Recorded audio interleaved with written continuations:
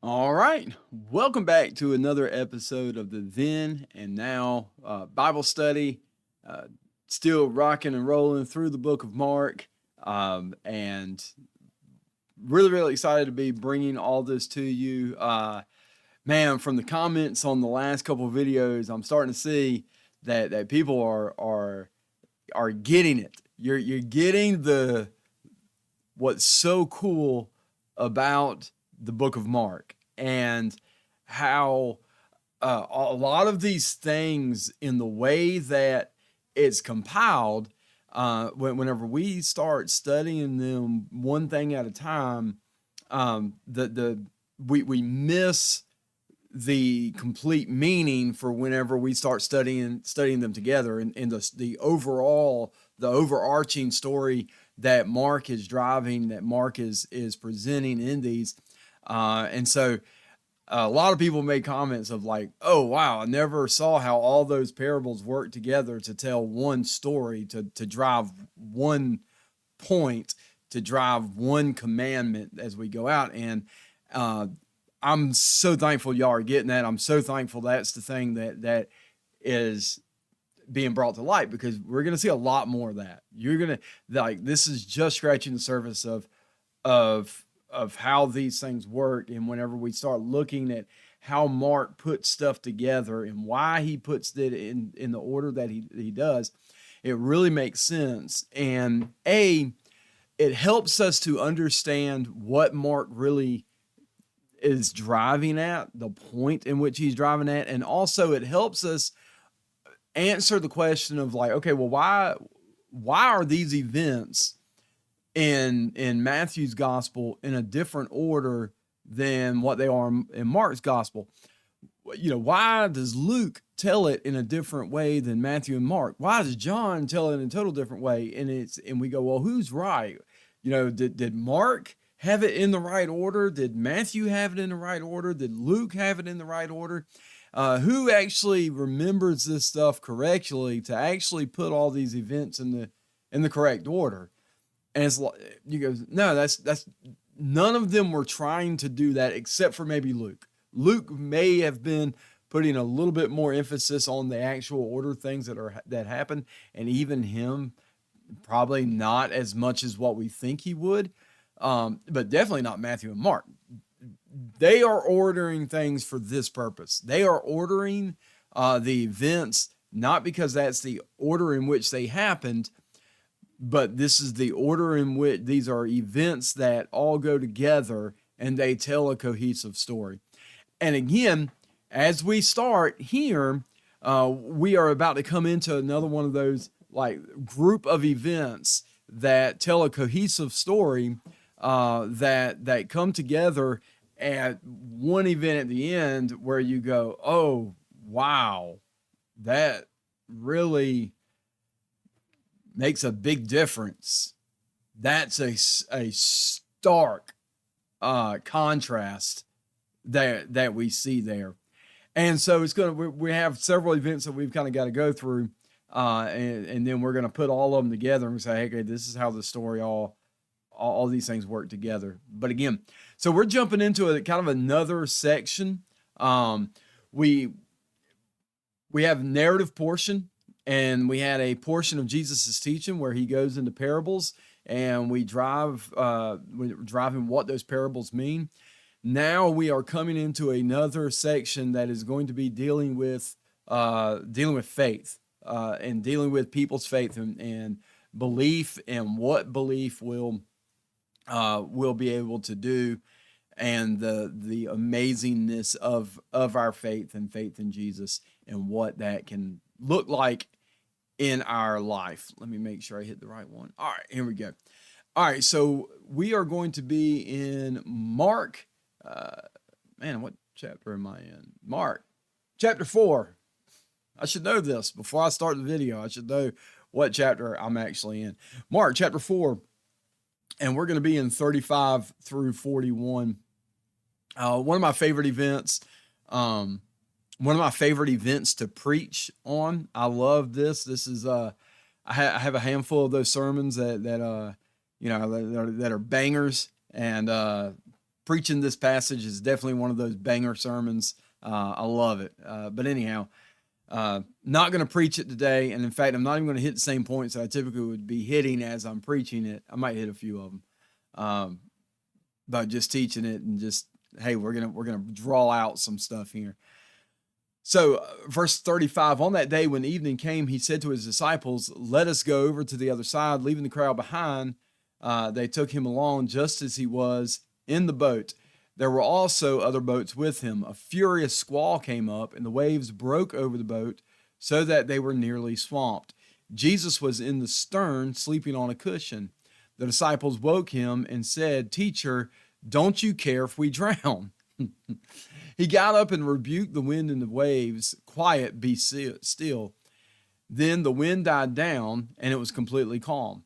He said to his disciples, why are you so afraid? Do you still have no faith? They were terrified, and they asked each other, who is this, that even the wind and the waves obey him? So this event is so, man, it is so just in the vein of what the book of Mark is about.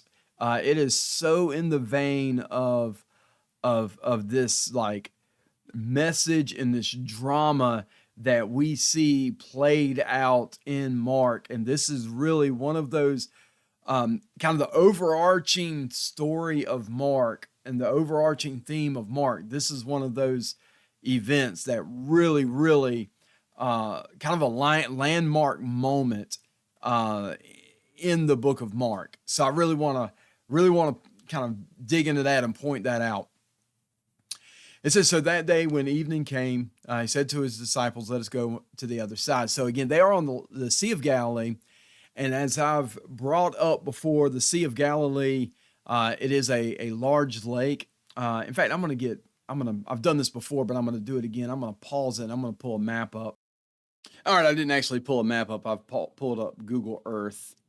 And so we'll check out this. Let's see here. Let's get over here to the Sea of Galilee and drop a peg right down here. And so this is the Sea of Galilee right here. And we'll, let's see, let's grab my little measuring tape. And so select the starting point. We'll go right here to right here. And so straight across the Sea of Galilee this way, if you can see that, that is about 12 and a half miles that way. So it's done. And so going across the Sea of Galilee, no, I don't want to save the project. Let's do another one. All right, so going across the Sea of Galilee long ways is about 21 and a half miles across the Sea of Galilee that way. So as comparison, not that far out. Comparison, let's get over here with something that we're familiar with. Let's get over here to Louisiana. All right, this big old muddy. So we got Lake Pontchartrain here. Ooh, let's back that out some. So let's do the same thing. Lake Pontchartrain. We've got the bridge. The Causeway Bridge is, and that's coming up 38 miles. I didn't think it was that long. I thought it was shorter than that. But again, much, much further. Lake Pontchartrain's a bigger lake than the Sea of Galilee, which I would have never thought that, reading the Bible. But we have here Lake Malphurus. Lake Malphurus. So we've got about 20 miles this way. That's about the same size as the Sea of Galilee. And this way we have about 12 miles. So yeah, the Lake Malphurus is actually comparable to the size of the Sea of Galilee. Lake Pontchartrain is actually much larger than the Sea of Galilee, which that's always surprised me. I always thought whenever I was a kid hearing about the Sea of Galilee and what have you, that it was significantly larger than what it is. It's still big enough to have its own weather patterns. And they are going across this in relatively small boats. They are not in massive boats. These are smaller fishing boats that they're going across on. And we have here that there are other boats with them. And so that tells us that as the disciples are going over, they're not in one boat big enough to keep all of them. They're in a series of small boats. And it says a furious squall came on them, and the waves broke over the boat, and so that they were nearly swamped. And again, this is absolutely terrifying. All right, you're at night, and you're in the middle of the Sea of Galilee, and like it's still way too big for you to swim to the other side. It's way too big for you to, like, if the boat goes down, you're going to drown. It is this is a scary situation.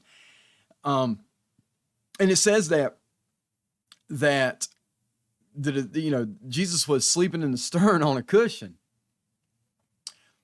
And man, there is so much here that just to draw out, but I really want to stick to kind of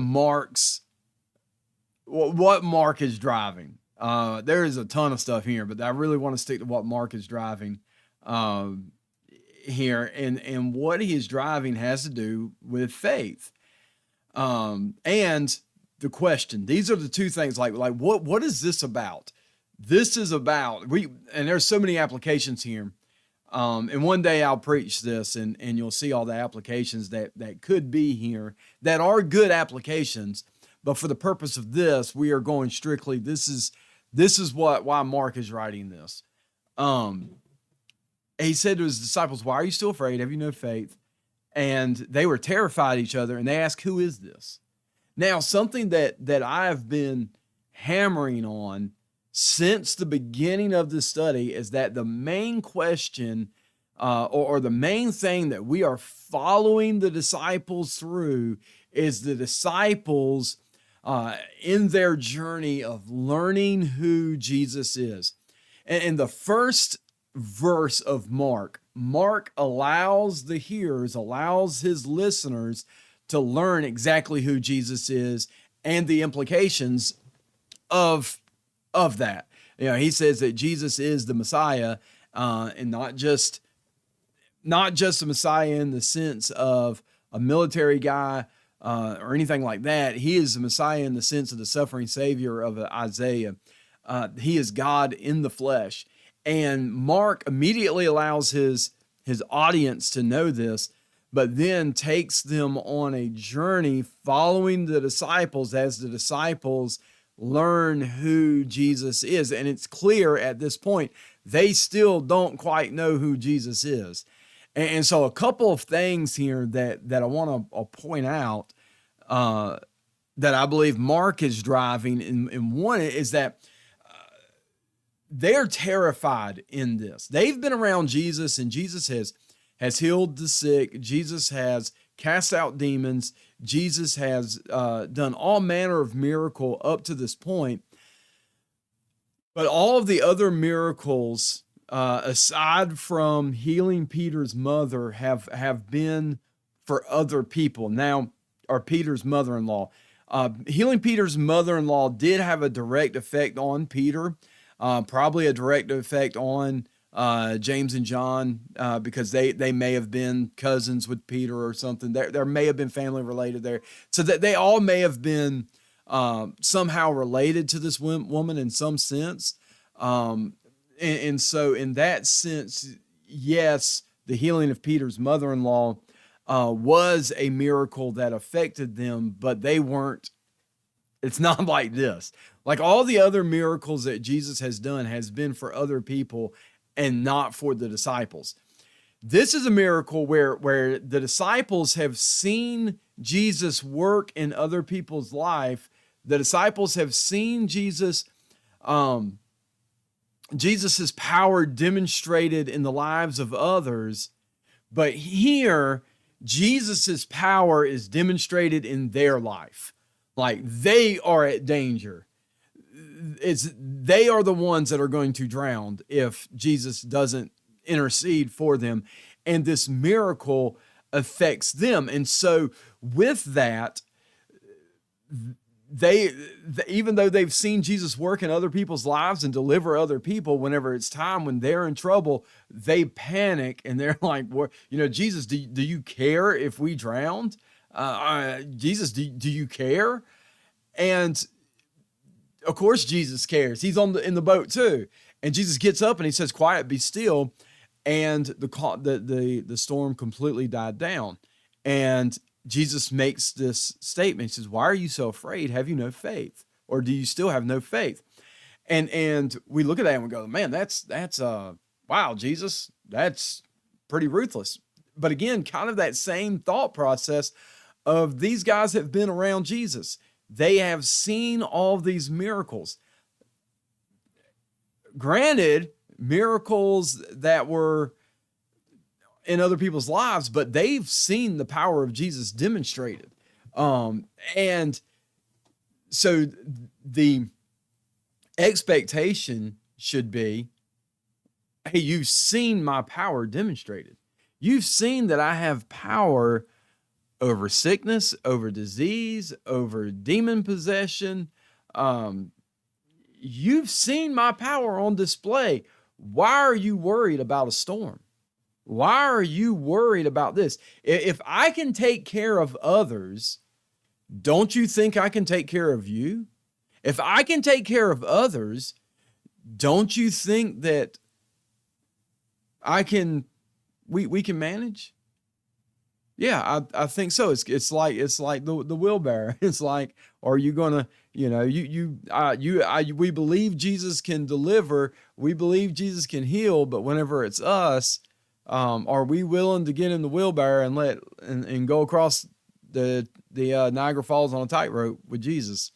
And that's where faith, that's the true measure of faith. I know I told that recently. I can't remember if I told that at Bethel or if I told that at church. Anyhow, I told it at one, and so that means the other one didn't get it. And I know that people from Bethel and people from church listen to this. So I guess I need to explain what I'm talking about a wheelbarrow across Niagara Falls. So, story, I don't know if it's true. And I guess by now I should have Googled this to find out if it's true, but I haven't.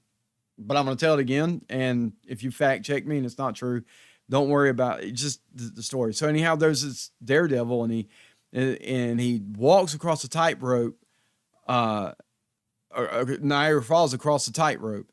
And it's, oh, that's amazing. And so then he does it with like something on his back. And oh, that's amazing. And then he gets a wheelbarrow and he goes across Niagara Falls with a wheelbarrow. And everybody was like, it's amazing. And he said, do you think that I can, he tells the crowd, he said, do you think I can walk across Niagara Falls with a full grown man in this wheelbarrow? And everybody's like, yeah, we believe you can do it. And then he goes, well, who wants to get in the wheelbarrow? All right. And so everybody says, yeah, I believe you can do it. But the one who truly believes that's the one that gets in the wheelbarrow. All right. And so that's that. I forgot if I told that at Bethel or if I told that at church. I don't know. But regardless, one of y'all didn't get it. And anyhow, that's kind of where the disciples were at. I mean, yeah, we believe you, Jesus. We believe you're the Messiah. We believe all these things. But when I'm in the wheelbarrow, now this gets a little scary. So Jesus says, do you still have no faith? And this faith question is going to be, is going to come back around. This faith question is going to be a kind of a continual theme through the next little bit, through the next couple things of seeing this faith question. And so then 41, we get down here and they ask this question, who is this? That even the wind and the waves obey him.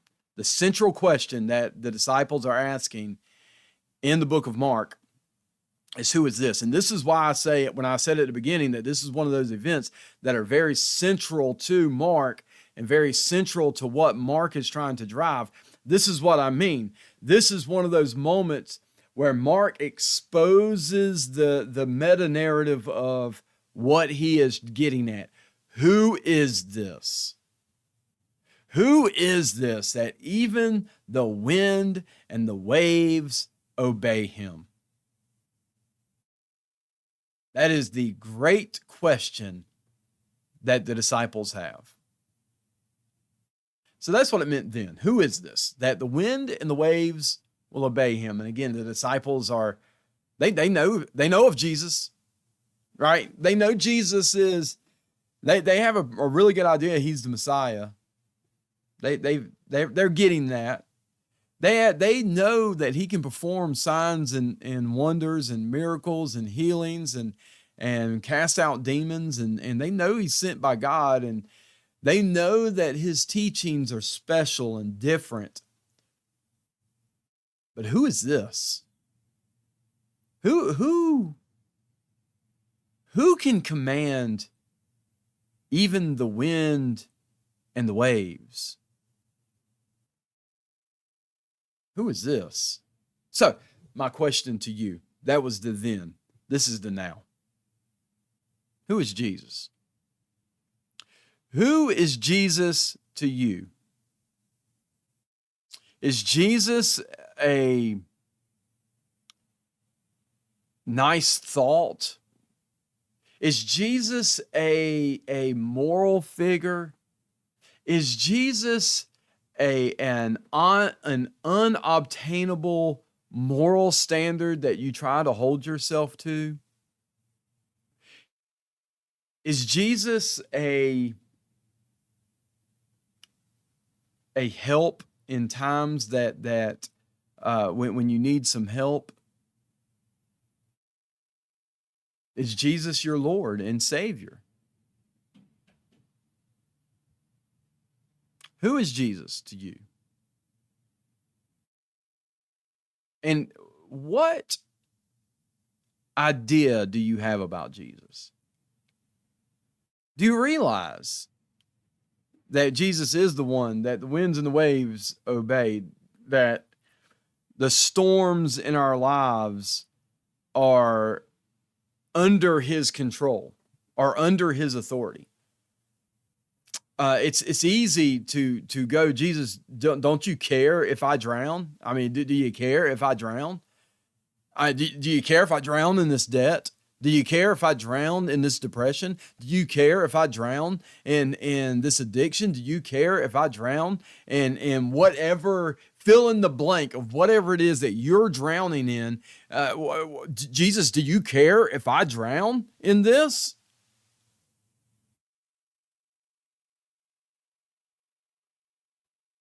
And now I answer the question.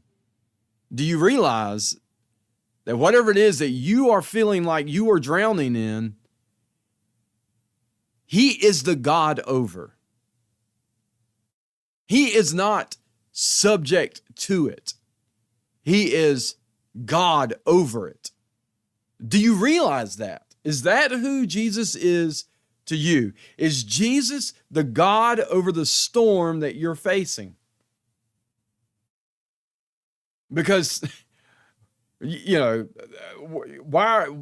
are you so afraid? Do you still have no faith? Well, the reason that they are is because they don't realize that Jesus is the God over the storm that they're facing. So again, I'm going to ask you,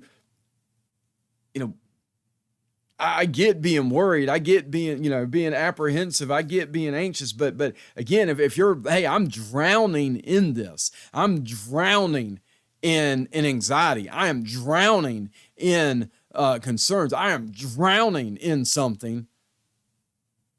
My question is it's still a question of faith. Why are you so afraid? Do you not have faith? Do you not realize that Jesus is the God over that storm? My challenge to you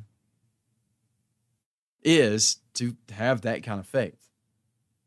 And to trust that at any moment, Jesus can step out onto the bow of that boat and he can command the storms in your life to be quiet and to be still, and they will. And you will stand there in awe and go,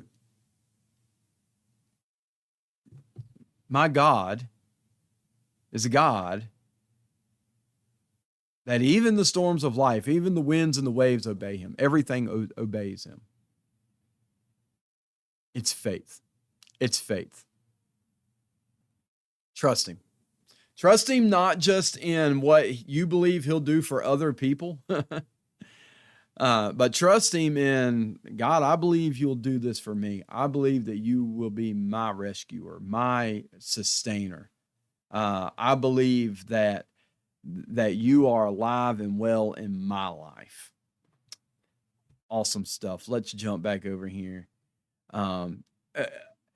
Yeah, really, this is actually a challenging Bible study for me because, again, this is one of my favorite sermons, and to teach it instead of preaching it, which I'm going to get a little preaching in there, but anyhow, faith and who is Jesus. That is with all the other things that we can unpack out of this. Mark is driving the disciples' faith and their realization of who Jesus actually is, and this process of them starting to get it more and more and more, and understanding more and more and more who Jesus actually is.